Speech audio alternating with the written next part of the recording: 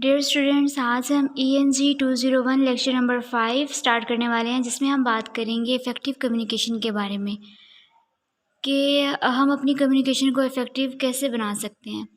तो अगर आप हमारे चैनल पर नए हैं तो काइंडली हमारे चैनल को सब्सक्राइब कीजिए और साथ ही साथ बेल आइकन के बटन को प्रेस कीजिए ताकि हमारी आने वाली हर नई वीडियो आपके पास सबसे पहले पहुंच सके।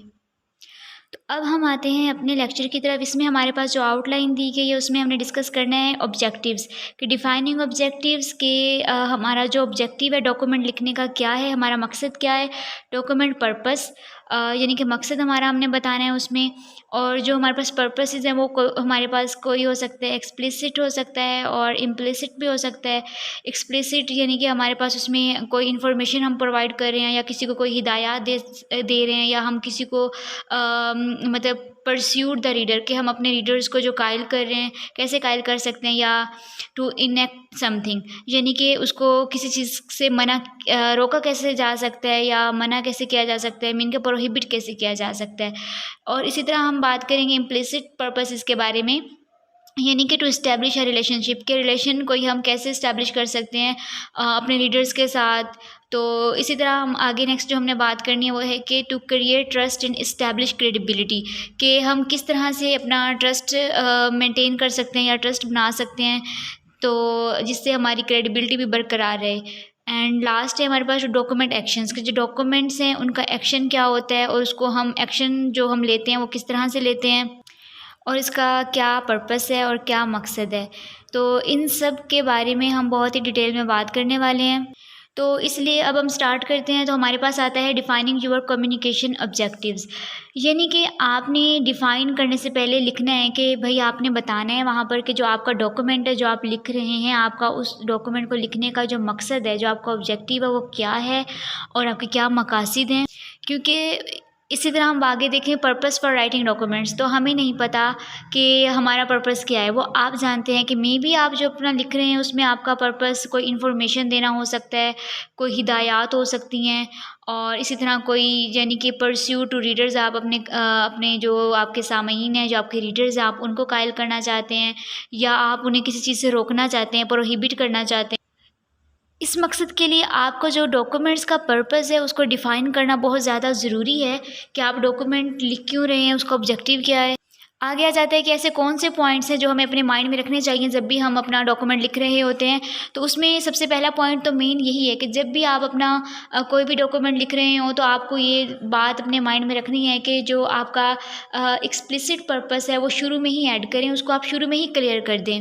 तो अब बात है कि एक्सप्लिसिट पर्पस क्या होता है। एक्सप्लिसिट पर्पस वो होता है जो आप शुरू में दिखाना चाहते हैं, एक्सप्रेस करना चाहते हैं, तो वो मकसद जो आप बताना चाह रहे होते हैं उसे आप शुरू में ही डालना चाहिए, वो शुरू में ही ऐड होता है। तो इससे क्या होगा, जब आप अपना एक्सप्लिसिट पर्पस शुरू में ऐड कर देंगे तो इससे ये होगा, इससे सबसे बड़ा फ़ायदा यही होगा कि जब आप उसको शुरू में ऐड करेंगे तो आप अपना मकसद बता देंगे। तो इससे जो आपका ट्रस्ट है और आपकी जो क्रेडिबिलिटी है उसमें इजाफा होगा रीडर की नज़र में आपके लिए। जाहिर सी बात है जो रीडर है उसको वो इम्प्रेस हो जाएगा इस चीज़ से और उसका ट्रस्ट मेंटेन हो जाएगा। तो अब हम बात करते हैं एक्सप्लिसिट पर्पस की कि explicit purposes of a document क्या है। तो जैसे ही मैंने आपको पहले ऊपर क्लियरली बताया है स्टार्ट में कि ये होता क्या है, क्यों हम इसको ऐड करते हैं। तो यहाँ पे यही बात लिखी गई है कि explicit purpose means the purpose which is clearly stated. Documents जो इंफॉर्मेशन प्रोवाइड करते हैं। तो अब हम बात करते हैं explicit purposes of a document की। तो एक्सप्लिसिट पर्पसेस की बात मैंने अभी ऊपर भी की है, जैसा कि मैं पहले भी बताया है कि वो purpose that purpose which is clearly stated, mean कि वो पर्पस जो क्लियरली उसको हम वाज़ह तौर पे शुरू में ही लिख देते हैं उसे हम कहते हैं एक्सप्लिसिट पर्पस। तो आगे हमारे पास आ जाता है कि डॉक्यूमेंट्स जो होते हैं मतलब बहुत से डॉक्यूमेंट्स ऐसे होते हैं जो इन्फॉर्मेशन प्रोवाइड करते हैं और वो कौन कौन से हो सकते हैं। वो कोई भी हमारे पास लिटरेचर भी हो सकता है और कोई स्पेसिफिक इन्फॉर्मेशन प्रोवाइड करने के लिए भी हो सकता है, मीन कि कोई स्पेसिफिकेशंस हो सकती हैं। मिसाल के तौर पर हम ये ले लेते हैं कि कोई भी प्रपोज़ल की शक्ल में हमारे पास कोई प्रोसीजर हो सकता है या कोई वर्क प्लान हो सकता है, तो रिज्यूम भी हो सकती है। अब जो रिज्यूम है वो असल में हमारे पास क्या होता है, मतलब रिज्यूम का मतलब ये होता है कि रिज्यूम में हम परस्यूड करते हैं, कायल करते हैं ना अपनी सीवी से। हम मुतासिर करना, मीन कि मुतासिर करना होता है, उसका ये मकसद होता है। ये नहीं होता है कि हमने रिज्यूम लिख दिया है तो कि हम कोई अपनी इन्फॉर्मेशन उन्हें दे रहे हैं। नो, हमारा रिज्यूम लिखने का मकसद अपनी इन्फॉर्मेशन नहीं देना नहीं होता है। उसका हमारा जो मेन मकसद होता है वो यही होता है कि हम अपने उसको जिसको हम अपनी रिज्यूम दे रहे हैं हम उसको कैसे परस्यूड करें, कैसे हम उसको कायल करें। तो आप यहाँ पर इन्हें रीड कर लीजिएगा। उसके बाद हमारे पास आता है कि documents mean to persuade the readers, यानी कि जो परस्यूड कर रहे होते हैं उन सेक्शंस में जो बातें लिखी होती हैं कमेंट्स की फॉर्म में वो हमारे पास आ सकती हैं। वो हमारे पास हो जाती हैं जनाब, डिस्कशंस हो सकती हैं, हमारे पास कंक्लूजन्स हो सकते हैं, रिकमेंडेशंस हो सकती हैं। तो इसी तरह हमारे पास है कि documents mean to enact something, तो हमारे पास कुछ ऐसे डॉक्यूमेंट्स होते हैं जो किसी भी चीज़ को इनेक्ट करते हैं। जैसा कि हम कह सकते हैं कि regulations, acceptance letters, patterns, authorization. Enact करना यानी कि रोकना। अब हम यहाँ पर बात करते हैं implicit purposes of a document की, कि इम्प्लिसिट पर्पसेस क्या होते हैं। इम्प्लिसिट पर्पसेस वो होते हैं जो आप डायरेक्टली स्टेट नहीं करते हैं, यानी कि आप शुरू में बता कुछ रहे होते हैं और जैसा कि आपने शुरू में कोई एक बात बता दी वो हो गई एक्सप्लिसिट, वो आपका मकसद है, ठीक है, वो आपका मेन मकसद है जिसे आपने शुरू में लिख दिया, लेकिन बताते बताते आपको कोई मकसद और आ जाता है, दरमियान में कोई और बात याद आ जाती है, तो उससे आपका ऑटोमेटिकली एक दूसरा मकसद ज़ाहिर हो जाता है। तो उसको हम इनडायरेक्टली वहाँ पे बताना चाह रहे होते हैं या उसको हम इनडायरेक्टली वहाँ पे बता देते हैं, तो उसे हम बोलेंगे कि ये हमारे पास इम्प्लिसिट पर्पस है। तो इसी तरह हमारे पास इसमें कुछ कॉमन गोल्स होते हैं कि एक रिलेशनशिप को इस्टेब्लिश करना और to create trust and establish credibility, कि जनाब आपने अपनी क्रेडिबिलिटी को कैसे मेंटेन करना है, तो क्रेडिबिलिटी को ज़ाहिर करना, अपने एक्शंस जो आपने काम किए हैं उसको डॉक्यूमेंट की फॉर्म में लिखना। तो अब हम यहाँ पे ये क्वेश्चन आते हैं कि हम अपना रिलेशन किस तरह से इस्टेब्लिश करेंगे। तो हम लोगों को पता होना चाहिए, आप लोगों को इस बात का नॉलेज होना चाहिए कि जो हमारे पास कम्युनिकेशन होती है ये सिर्फ इंफॉर्मेशन कन्वे नहीं करती, बल्कि ये राइटर, रीडर, स्पीकर और लिसनर के दरमियान एक ताल्लुक़ बनाती है, एक ताल्लुक़ कायम करती है। और इसी तरह हमारी राइटिंग, रीडर और जो हमारे मतलब हमारे दरमियान एक रिलेशन कायम होता है, ये एक अच्छा डॉक्यूमेंट कहलाता है, कि जिसकी बेस पे, जिसकी बुनियाद पे हमारा इंटरेक्शन एक अच्छी तरह हो रहा होता है हमारे रीडर्स के साथ, कि हम जो लिख रहे हैं और वो जो लोग उनका जो ताल्लुक़ है वो उनके लिसनर के साथ, उनके दरमियान, उनके स्पीकर्स के दरमियान वो एक अच्छा डॉक्यूमेंट जो होता है उसकी बेस पे ये सारी चीज़ें मुमकिन होती हैं। तो अब हम बात करते हैं कि to create trust and establish credibility. अब ट्रस्ट का मतलब यहाँ पर क्या है? ट्रस्ट का मतलब ये है कि जनाब हमें कोई ऐसी डॉक्यूमेंट्स लिखनी होंगी जो ट्रस्ट कायम करें, जिसमें झूठ ना हो, कोई क्लेम ना हो, जिसमें कोई ऐसी बात ना हो जो झूठी हो।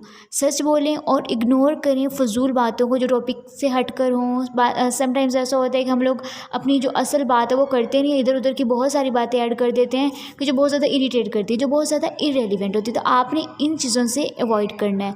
तो अपनी इसलिए आप जो बात कर रहे हैं, आप जो बात करना चाह रहे हैं, आप फजूल बातों को साइड करके अपने टॉपिक पर रहें, क्रेडिबिलिटी अपनी जाने ना दें। तो अब हमारे पास यहाँ आता है to document actions. Scientist, engineers and managers often use writings to create permanent records of their thoughts and actions. तो हमारे पास ये जो साइंटिस्ट वगैरह होते हैं, ये पर हमेशा से एक परमानेंट रिकॉर्ड कायम करते हैं अपने एक्शंस का, अपने थॉट्स का। तो जब उन्होंने, बात यहाँ पर यह है कि जब उन्होंने एक्शन कर लिया है और डॉक्यूमेंट की फॉर्म में देने की क्या ज़रूरत है, तो मतलब आखिर इसकी ज़रूरत पड़ी क्यों है? तो आम तौर पर पता है क्या होता है, आम तौर पर ये होता है कि जो डॉक्यूमेंट्स होते हैं वो हमेशा ही परमानेंट रहते हैं। इसलिए जो साइंटिस्ट हैं अपनी स्पीच को, अपने एक्शंस को, ऑब्जर्वेशंस को राइटिंग्स की फॉर्म में लिख देते हैं। तो अब बात आ जाती है स्टेटमेंट ऑफ ऑब्जेक्टिव्स की, कि ऑब्जेक्टिव जो हम दे रहे हैं या जो हमने देना है उसकी स्टेटमेंट कैसे लिखनी है। उसमें आपने स्टार्ट में ऊपर तो जो उसकी स्टेटमेंट आपने डालनी है ना, उसको आपने बहुत ही अच्छे तरीके से वहाँ पे लिखना है, वाज़िया करके लिखना है। फॉर एग्जाम्पल हम ले लेते हैं, this letter is written to ensure that management is fully aware of the seriousness of the current erosion problem in the section 3 from an engineering standpoint. तो इसमें उसने हमें बेसिकली अपने ऑब्जेक्टिव बता दिए हैं कि हमें सब पता है कि यहाँ पे इरोजन प्रॉब्लम क्या आ रही है, और इसमें ये बता दिया है कि कौन सा सेक्शन में आ रही है और वो लेटर डायरेक्टली किसको लिखा जा रहा है। इसमें हर पॉइंट क्लियर किया गया है। तो आगे हमारे पास यहाँ पर एक एग्जांपल दी गई है, how do you actually go about defining your objective, कि आप अपने ऑब्जेक्टिव को कैसे फाइंड आउट कर सकते हैं, आखिर आपका ऑब्जेक्टिव है क्या। आप ये एग्जांपल रीड करें, आपको समझ आ जाए कि इसमें एक स्टूडेंट है अली, उसके बारे में बात की गई है कि वो सॉफ्टवेयर इंजीनियर है। तो अब उसको डिसाइड करना है कि उसको अपनी रिपोर्ट में क्या लिखना है, कि अगर if he rights is objective clearly, अगर वो अपना ऑब्जेक्टिव, अपना जो उसका मकसद है उसको एक क्लियर, एक बिल्कुल वाज़ेह अंदाज में लिखता है, तो जो मतलब उसके जो सीनियर्स हैं they will guide him through all his work writing, तो वो उसको उसके प्रॉपर तरीके से उसको उसके काम के मुताबिक उसको गाइड करेंगे। तो हमारे पास जो गाइडलाइन 1 है उसमें ये होता है कि हमें सबसे पहले आइडेंटिफाई करना है the final result you want from your communication. आप अपनी कम्युनिकेशन से जो आप रिजल्ट चाहते हैं, आपको सबसे पहले उसको फाइंड आउट करना है। तो इसमें लास्ट में हमारे पास है paper response on reading something, कि जो अब वो अपने वाइस प्रेसिडेंट को जो लिख रहा है प्रपोजल, उसका क्या रिस्पॉन्स आ सकता है, तो वो उनकी एटीट्यूड को, उनके बिहेवियर को मद्देनज़र रखते हुए लिखे। तो इसलिए सो गाइस, आज जो हमने इसमें अपने पूरे चैप्टर में पढ़ा है वो मेन यही पढ़ा है कि हमारी कम्युनिकेशन इफ़ेक्टिव कैसे बनाई जा सकती है, हम उसे कैसे इफ़ेक्टिव बना सकते हैं। तो हमने उसमें जो गाइडलाइंस पढ़ी हैं वो यही हैं। मेन तो बात यही है कि गाइडलाइंस जो हैं उसमें आपने इस बात का ध्यान रखना है कि आप अपने से कोई भी मन गढ़ंत चीज़ ना ऐड करें, उसके अंदर कोई ऐसी कहानी ना ऐड करें। आप अपनी स्किल्स, जो आपकी रियल स्किल्स हैं, जो आप सच है, आप उसके अंदर वो लिखें। तो इससे आप अपनी कम्युनिकेशन की जो आपकी पावर है उसको अच्छा कर सकते हैं, इफ़ेक्टिव बना सकते हैं, और इससे आप अपने रीडर्स को और जिन लोगों को आप लिख रहे हैं डॉक्यूमेंट्स अपने, उनको इम्प्रेस कर सकते हैं। तो ये था हमारा आज का लेसन। अगर किसी को कोई बात समझ नहीं आती तो आप कमेंट्स में पूछ सकते हैं। Thank you.